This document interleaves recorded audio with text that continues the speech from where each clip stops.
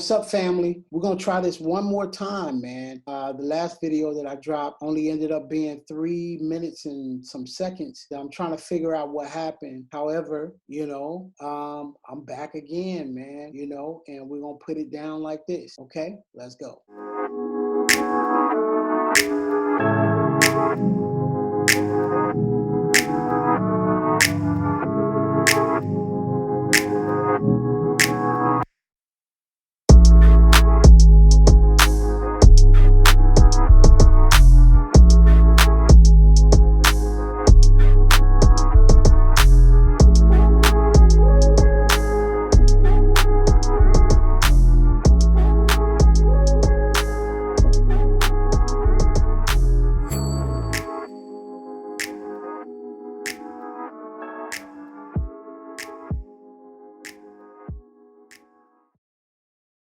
All right, guys, I'm gonna jump right into it. Gambia, man. Gambia has really been a very interesting place for me because I've gone through like a tremendous amount of emotions here. You know, um, as you all know, it's been a spiritual kind of journey for me. Coming to Gambia. I had my preconceived notions on what I would experience when I got here, um, which was pretty much, a stab in the dark because I had never been here before. But, I'm really beginning to see after almost 2 years of being here, you know, um, the wide range of emotions and experiences that I've had. Some good, I won't even say some bad. I just believe everything that happened here was supposed to happen, and it's just amazing, man. When I look back and I look at the journey, that I have experienced here. Um, and so, I want to talk about how I came up with the song Gambia. You know, um, it feels like really a love song to Gambia. Because of how Gambia has embraced me. You know, um, it's just amazing. It's amazing. So what I want to do is break down this song. The single Gambia. Many of you have already heard it. But I want this episode to really cover how I came up with the song Gambia. Okay, and we're gonna go through the lyrics and so forth and so on. Okay, all right. So the first thing that I thought about when I was trying to come up with what sound I wanted to have was, Gambia. When you get here and you listen to the music, man, it's of course a different world from the U.S. When you get here, you get to experience all of Gambia. You see people walking around with big, things on their head, just all kinds of different things that if you've never been to Africa, you just don't know exist. Okay. But one of the things that caught me was, especially when I started looking at the music industry here, was this sound called Afrobeats, right? And so Afrobeats, man, is what I would consider as kind of almost like the R&B of Africa. You know what I mean? It's a nice fusion of Caribbean kind of sounding music, with the rhythm of Africa. I mean, you listen to a lot of Afro beats, and you see, and hear, the cadence of Africans and their rhythms, they put on top of the music. And what I mean by rhythms is, how they say something and the timing that they say it in. It's crazy, man. And so that's what I think about Afro beats. And so I was trying to decide, because I was an artist in the U.S., what sound do I want? What sound would they embrace? What sound would, they be okay with?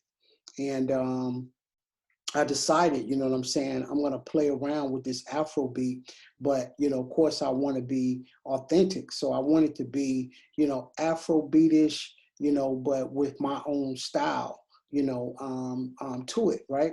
And so, I started out with a producer, here, because I said, even though I can produce, I want to get something that's going to be authentic. I love authentic music, you know what I'm saying? Especially when you go into a specific genre, but what I also dislike is, somebody taking a stab at a genre and it sounds cheesy. It sounds like, it doesn't sound authentic. It's almost like a rapper trying to sing, or someone who specializes in one genre trying to do another genre, and they don't quite have it, right? So I didn't want to be that artist.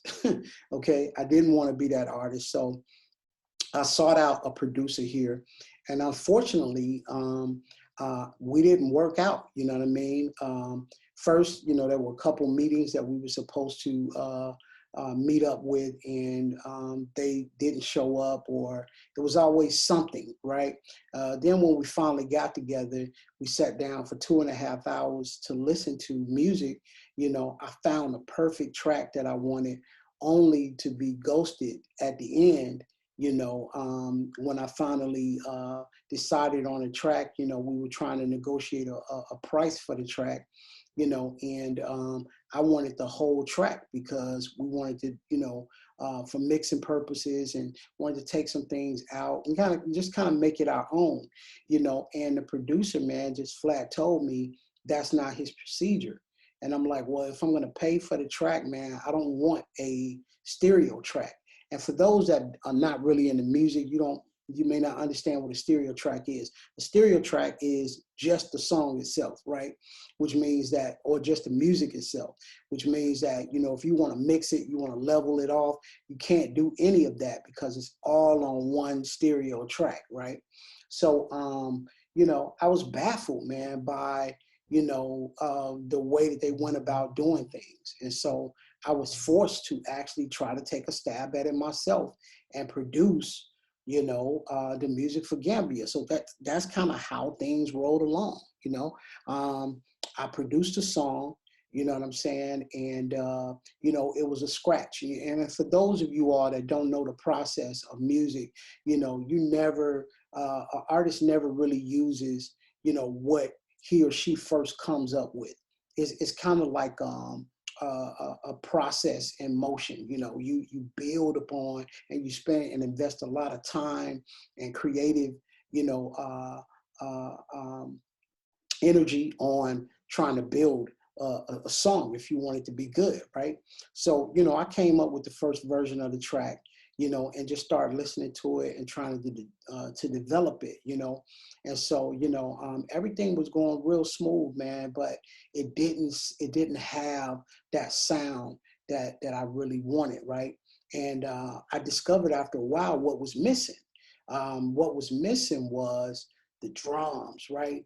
So I was like, you know what? I'm still going to use a producer, man. I need somebody that can give me some drums, like some Afrobeat kind of feel, right? So I ended up meeting this guy, man, Crazy Beats. And Crazy Beats, man, has become a great friend of mine. Shout out to him over at Filling Records, right? And so, man, when I got with him, man, it was like an instant connection, man. It's like he understood what I was trying to do, and I was going to record the project at my home. And I said, you know what? I'm vibing with this guy, man, so strong. I'm going to actually record there, right? And so, man, got there, man, recorded everything, and I'm getting beyond myself, basically just talking about the music part right now. Man, he got on it and added, these beats and these, drums to everything, man. And it just took upon a different kind of feel, and then the words just start flowing to me, right? And what I want you to understand about a writer, is, they're, the best writers write from their experience in real time. Like whatever it is that they're going through, whatever it is that they're dealing with, if they're able to put that in song form, what I've realized is that's something that, people all over the world feel. It's kind of like you capture the emotion of what it is that you're dealing with at the time. When you write that song and you write from that emotion, it gets locked in to that song. So every time that song is played, people are not just hearing the song, but they're feeling, the energy behind the song. You know what I'm saying? And so, so I started penning the song, and I was thinking, man, I've been here in Gambia, for almost a year, and I want to now begin to, get into my next passion, which is music. That's been my main passion my whole life. So, anyways, I started writing a song, and I was like, um, uh, you know, I said, I want to write a love song to Gambia, right? I want to write a love song to Gambia, and just let them know how much I appreciate them, or try to create a situation where people can see through my eyes, what Gambia is like, right? And so, so I started out, I was like, um, I'm out here in these Gambian streets, right? Overcoming obstacles like a G. Because, there were so many things that I had experienced, in Gambia. By the time that I wrote the song, it was like that was just the obvious thing to write. And I didn't want it to be a negative song. I didn't want it to be something that, had negative undertones. I just wanted to speak from my heart. So I'm like, I'm out here in these Gambian streets, overcoming obstacles like a G. I got my feet in the sand on the beach, while the wind blows through the trees and the palm leaves, yo. I can't explain this piece, so as I started beginning to, concentrate on the beauty of Gambia and all that all that I had experienced, then I realized, my life was a little bit more turbulent, back in the States. There were a lot of things to deal with, so I was like, got to get away from the drama and embrace my mama, Africa, because that's what Africa feels like to me. It feels like a relative, it feels like my mom, like I'm coming home and I'm embracing my mom, because there's so many things that have ministered to me here, from the food to the culture to all of those things that, a typical American may not get a chance to experience, that is directly related to his or her culture, and so, I had to get away from the drama and embrace my mama, Africa, and I was like, something like, now we're about to turn up, it's time to blow up, and we screaming, Gambia, Gambia, you know, the smiling coast of Africa. It was like, my anthem, you know what I'm saying? And my appreciation to Gambia, but also my introduction for other people to Gambia, right? And these are the things that was going on in my mind, right? So, the business part of me, I was like, I'm still building my business, man. Let me just put a shameless plug in here about my business. And, that's always risky, you know what I'm saying? Because if the business doesn't last, and you got a song, man, that has eternalized pretty much a business that's not in existence. So as new people really hear that song, they're always reminded of something that may not even be in existence currently at the time that they hear the song. And I was advised against not putting soul food in the song. But I was like, you know what? Let me cross promote and market. You know what I'm saying? And let me just go with how I feel. And so I was like, the idea was I wanted to showcase different places in Gambia. For people to experience. As they when they came to Gambia. And so I started out second verse saying, the first stop is the soul food joint, where that mac and cheese is always on point. right?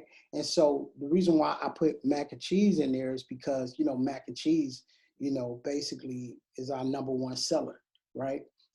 It's something that I feel like really put us on the map in terms of soul food, to the point where other restaurants start selling mac and cheese, and they wasn't even soul food. They were in a totally different genre, you know what I mean? And so it just became that popular, you know. And so I said, well, the mac and cheese is always on point. Every Sunday at the buffet, we party all night, all the way to the morning, right? Because, we were doing a buffet every single Sunday. And man, this buffet was just such a blessing to me. And the reason why it was because you had people from different areas of the world literally coming together, and no friction, no bad energy, but just, listening to good music, connecting, networking, spending time with each other, and I just felt like that was amazing, that we could provide a space, for people to be able to, you know, um, congregate, you know what I mean? And it was like every Sunday. And even when we put that together, it was like, in my mind, I wanted it to be like a backyard barbecue, family reunion kind of feel, right? And so, it seemed like every week, man, just surprised me more and more because we enjoyed ourselves, and it was something that we never got tired of. All right, so that's why I said, every Sunday at the buffet we party all night, all the way to the morning. But then I wanted to showcase some other parts of Gambia, so I said all the way back down to Senegambia. When I'm done, I'm headed to Caraba. You know, ain't nothing but good vibes down in Banjo, from Tangi to Sifo, hanging out with my people, senoritas, and all of my amigos. Can't wait to the next show. And this is how we do it in Gambia, right? And so I was kind of being almost kind of prophetic, because at that point that I wrote it, I had never performed in Gambia, but, I was determined that at some point, once this song got off the ground, that, I would, be traveling to different places in Gambia. And so that's how I came up with the second verse, right? So we come out of the second verse into the chorus, and then I'm like, man, what else could we do, in this song, man, to make it? Because I look at a song like some steps, right? You start at this level, and then you rise, and you go higher, and you go higher, and you go higher, and then you get to a peak, right, where you have people here, and that's where personally I like to leave people, and at least that's my mindset, right? Whenever I'm writing a song. And so I was like, at first I was thinking, man, let me get a major rapper, from the Gambia to be with me on this song, right? Because that'll solidify, that'll really bring in that feel of Gambia for real, right? And so, a lot of times, man, when you're the new kid on the block, it's a lot of politics. You got to go through managers and secretaries and all kinds of different things, man, to get people, and then plus they don't know, what you bring to the table, and those kinds of things. And so, I said, you know what? I don't even want to go that route, man. I want to do something else that I feel like will give me the same effect, right? So I said, I'm trying to learn Wolof. So let me try to take a stab at, you know, uh, you know, understanding what Wolof is all about, and then singing it and putting it in the song. So that's how the bridge of the song really came together, you know. So yeah. So I sung in Wolof, and basically was just saying I live in Gambia. It was pretty much what I was saying, and that I'm a part of Gambia, right? And so I came back out of the bridge, into the last part of the song, just, on cloud nine, man, just proud that I'm here, proud that I made it here, and proud that I've been able to survive all the way up into this point. Because again, it's been a lot of different things that have happened, good, bad, and I look at it all. I don't look at anything necessarily as bad. I look at everything that has happened up until this point as something necessary, for my evolution and my growth, and so, I wanted to just share that experience, for those that care about it, and this is my musical journey, man. This is my life, but it's also a musical journey that I've embarked upon over here. And this is the first of many songs that I'll sit down and do segments like this about, to share with you how the song came about, those kinds of things. I want you to know that I'm actually working on a video for Gambia that'll be coming out real soon. But I hope you got some insight in looking at this segment here as it relates to me explaining what the song Gambia is all about. I hope you enjoyed it. If you haven't listened to the song, you can go to SoundCloud. It's entitled Gambia, up under my name, nKosi. nKosi is spelled Nkosi. All right. I want you to like, share, subscribe, to this video, and I'll see you in the next episode. Peace.